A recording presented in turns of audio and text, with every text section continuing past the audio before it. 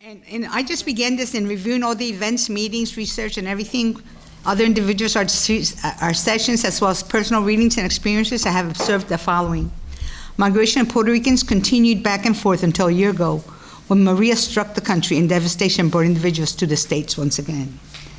There still continues to be some positive migration of Puerto Ricans back to the island, which is comprised of a majority of retired population. By positive, I mean that Puerto Ricans from the mainland are moving back to the island. Positive migration, which is comprised of a majority retired population and other individuals that want to invest in the island, their homeland. I'm not speaking about investors at the moment, but I am sure that that is another story. Racial disparity still exists. It's not as obvious or that obvious, but it's still there.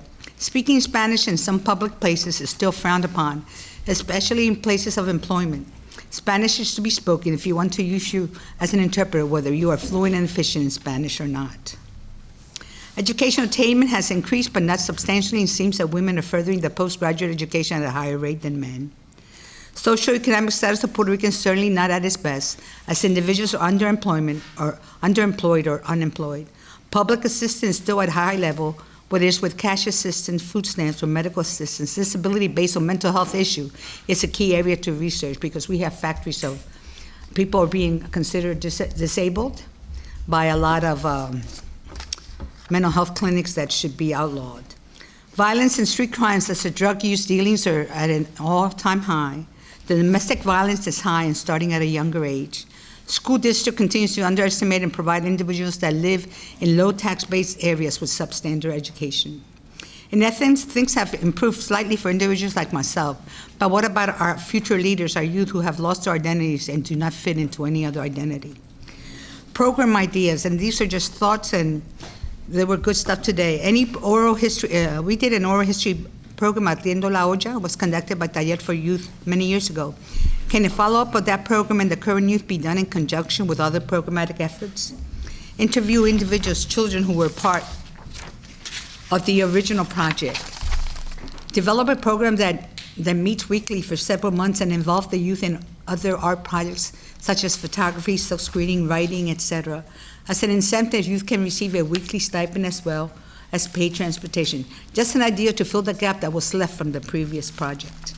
Because we knew what happened then, and someone also mentioned what happened now. There's a big, big gap. Public exposition of work and findings open to the community and public in general. That's what I would say we would do with this information. This is where a larger percentage of our population youth fall.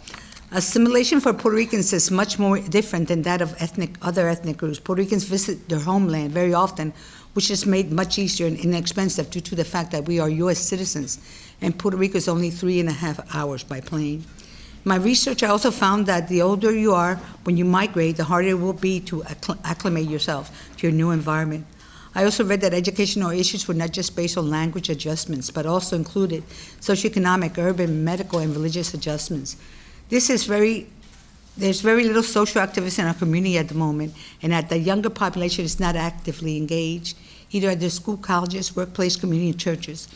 A percentage of community has become complacent. At this time, they are either surviving or thriving. What's happening in the middle?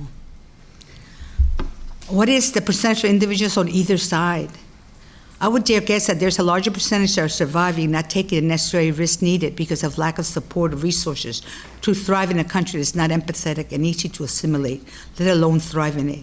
Those who are thriving have done it at a high cost, and their testimonies are learning experiences that should be shared.